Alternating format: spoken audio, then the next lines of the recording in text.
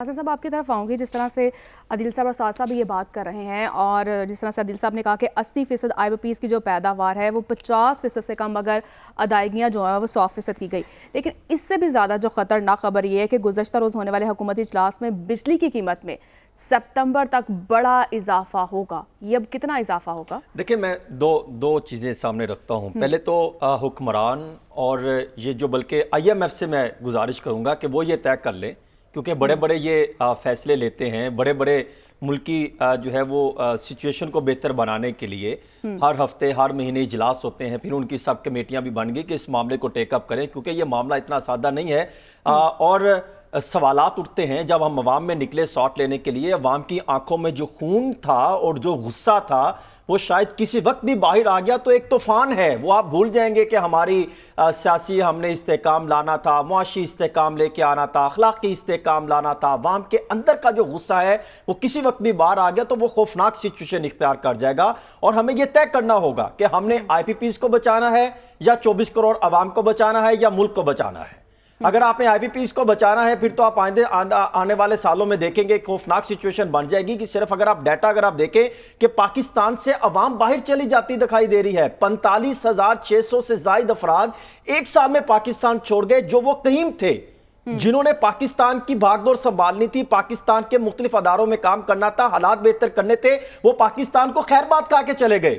ہمیں شرم کا مقام ہے ہمارے حکمرانوں کے لیے کہ یہ کیوں پاکستان کی کریم جو پاکستان سے تعلیم یافتہ پڑھتے ہیں, لکھتے ہیں, سمجھتے ہیں, جنہوں نے پاکستان کا نام بلند کرنا ہے وہ پاکستان چھوڑ کے جا رہے ہیں. یہ کوئی سوچنے سمجھنے کی بات ہے.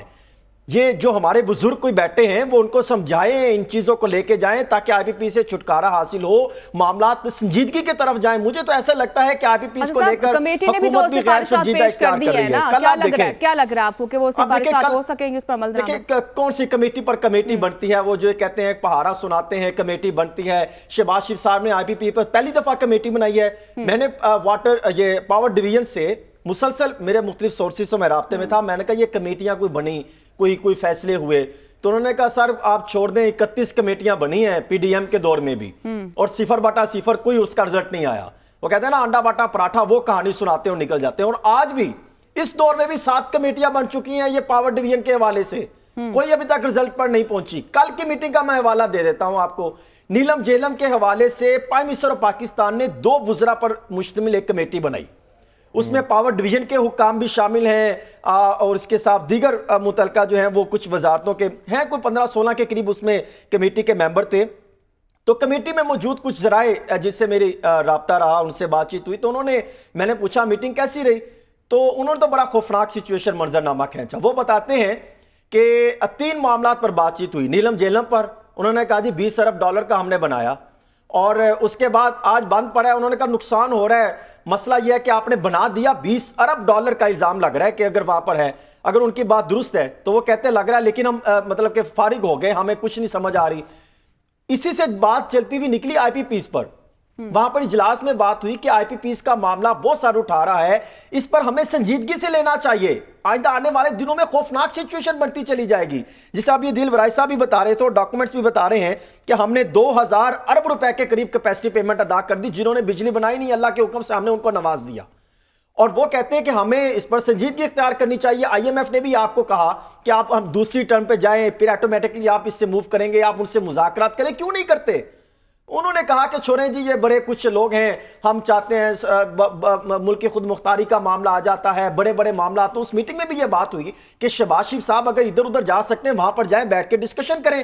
کیوں نہیں جا سکتے؟ جا کے چائنیز سے دیگر ممالک سے ملیں, بھئی آپ کے آئی پی پیز تھے, ہمارے حالات خراب ہیں, خدا را 24 کروڑ عوام جو ہے وہ غربت کی لکیر جس پوزیشن پہ پہنچ چکی ہے, 40 کروڑ سے جو 40% سے زائد آبادی غربت کی لکیر سے نیچے جا چکی ہے, حالات خراب ہے, دن بدن بڑھتے چلے جا رہے ہیں بجلی کو لے کر. آپ اس کو جو ہے اس میں مذاکرات کریں, اس سے دوبارہ معاہدوں کو جو ہے وہ بہتر بنائیں.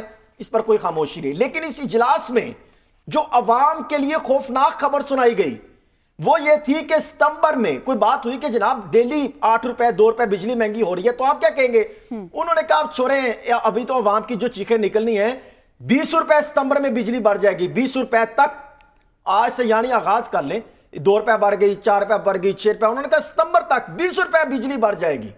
تو آپ اندازہ کریں جو عوام خاموش بیٹھی ہے, جو بے روزگار ہے, جن سے آپ نے 25% کارخانے بند کر لیے. ابھی عدیل ورائے صاحب کے دیکھ لیں, اور یہ میرے پاس بے شمار ڈاکومنٹس پڑھیں, نیپرا کے پڑھیں, پاور ڈویژن کے پڑھی ہیں, محمد علی کی رپورٹ پڑھی 2020 کی, بے شمار ریکارڈ اٹھا کے دیکھ لیں. ایسا لگتا ہے آئی پی پیز کے کارخانے نہیں لگے, لوٹ مار کے کارخانے لگائے ہیں اس دور حکومتوں میں. جو بھی سیاست میں آیا انہوں نے لوٹ مار کے کارخانے ایسے لگائے کہ عوام کو نچوڑ کے پکڑ کے رکھ دیا. اور عوام کے جب ہم گھروں میں جاتے ہیں احساس ہوتا ہے, یہ میں ایز اے رپورٹر یہ بات کر رہا ہوں کہ احساس ہوتا ہے کہ عوام کس کرب سے گزر رہی ہے. اتنے بجلی اتنے مہنگے وہ جو ہے کس پوزیشن میں خوفناک قسم سے وہ گزر رہے ہیں, اور عوام کو ٹس سے مس نہیں. ہمارے قائد مسلم لیگ نون کے جو نواز شریف صاحب صدر بھی ہیں, وہ کل یہ بات کر رہے تھے, پتہ ہے کتنے عوام مہنگے بل بجلی کے بل دے رہے ہیں, بہت برے حالات ہیں. بھئی آپ کی حکومت ہے, ڈائریکشن دیں, کمیٹی بنائیں, شہباز شریف صاحب کو ڈائریکشن دیں, اپنے وزراء کو دیں, زرداری صاحب سے آپ مل سکتے ہیں کہ عمران خان کو باہر نہیں نکلنے دینا, اس کے خلاف آرٹیکل 6 لگانا ہے, اس کو جیل میں رکھنا ہے, اس کے خلاف کیسز بڑھنے ہیں, آپ نے غداری کے مقدمات کی سفارشات کرنی ہے, بے شمار کیسز بڑھنے ہیں, 12 دیگر مقدمات درج کرانے, بات کریں, آپ لگائیں, جو کرنا کریں. لیکن کیا آئی پی پیز کو, کیا عوام جو ہے یہ جو ہے کوڑے کے ڈھیر میں پڑی ہے, اٹھا کے آپ اس کو پھینکنا شروع کر دیتے, اس پر کوئی سنجیدگی سے غور نہیں کرتا. حالات دیکھ لیں پاکستان سے ہم کدھر ہیں. 10 ارب ڈالر کے لیے ہم جا سکتے ہیں, در بدر کی ٹھوکریں کھا سکتے ہیں. دبئی میں وہ گئے تھے, 12 ارب ڈالر ملیں گے, 10 ارب ڈالر ملیں گے, کتنے پیسے آئے آپ کے سامنے ہی ہے. حالات دیکھ لیں, 9.5 سال میں 62,20,000 سے زائد پاکستانی ملک چھوڑ چکا ہے. یہ کن کی وجہ سے؟ ان حکمرانوں کی وجہ سے. اس میں سے ایک پوائنٹ جو آئی پی پیز کا معاملہ ہے, اور اتنا خوفناک ہے کہ اس سال بھی ہم نے 1900 ارب روپے دینے ہیں, اور 1900 ارب روپے میں کچھ ہمارے نیوکلیر پاور پلانٹ ہے جس میں 400 ارب روپے ان کو کیپیسٹی کی مد میں دینے, کول کے ہیں 400 ارب روپے ہیں. اس میں ایک گزارش میں اگر کر سکوں, جی صاحب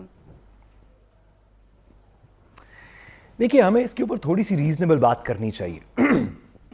ہم سب کا یہاں پہ جو بات کرنے کا مقصد ہے, خواہ میرا ہو, عدیل صاحب کا ہو, حسن صاحب کا ہو, دیگر لوگ جو ٹیلی ویژن پہ بات کر رہے ہیں, جو سوشل میڈیا پہ بات کر رہے ہیں, جو ڈیجیٹل میڈیا پہ بات کر رہے ہیں, جو کسی میڈیا پہ نہیں بات کر رہے, کسی گھر میں, کسی چوراہے پہ, کسی دکان میں, کسی ٹھیلے پہ بیٹھے بات کر رہے ہیں اور بجلی کے بلوں کے اوپر بات کر رہے ہیں, وہ حکمران خاندان کو تنقید کا نشانہ بنانے کا ان کا یہ مقصد نہیں ہے کہ وہ کہیں کہ کیونکہ یہ سارے پیسے نواز شریف صاحب لے کے جا رہے ہیں یا ان کا خاندان لے کے جا رہا ہے تو اس وجہ سے اس کے اوپر تنقید کی جا رہی ہے. پاور سیکٹر ایک ڈیورسیفائیڈ انڈسٹری ہے, اس کے اندر آئی پی پیز بہت سارے لوگوں کے ہیں, اس کے اندر سے پرمیشنز کس نے دیں, اس کو ریگولیٹ کس نے کیا, خواہ وہ پنجاب کے اندر لگے ہوئے کارخانے ہوں, فیڈرل کے اندر لگے ہوئے ہوں. یہ بات نہیں ہے کہ اگر تو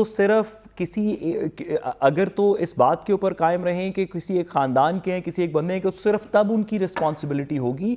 اگر کوئی کارخانہ بھی نواز شریف صاحب کی فیملی کا نہ ہو, نہ ان کی, میں کہتا ہوں نہ چونیا پاور ہو, نہ کوئی اور ہو, نہ کوئی سمپتھائزر ہو, نہ کوئی ان کا سپورٹر ہو, آپ گورننس سٹرکچر کے اندر ہیں.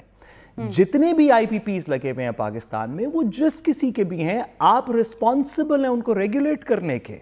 آپ رسپانسبل ہیں کہ اگر ان کے اوپر کیپیسٹی پیمنٹ زیادہ ہو رہی ہیں تو ان سے بیٹھ کے بات کریں, ان کو ری نیگوشیٹ کریں. آپ رسپانسبل ہیں کہ نیپرا کے ساتھ مل کے کوئی ٹیرف سٹرکچر اس طرح کا کریٹ کریں جس کے اندر غریب کو کوئی کسی طرح کا ریلیف ملے. تو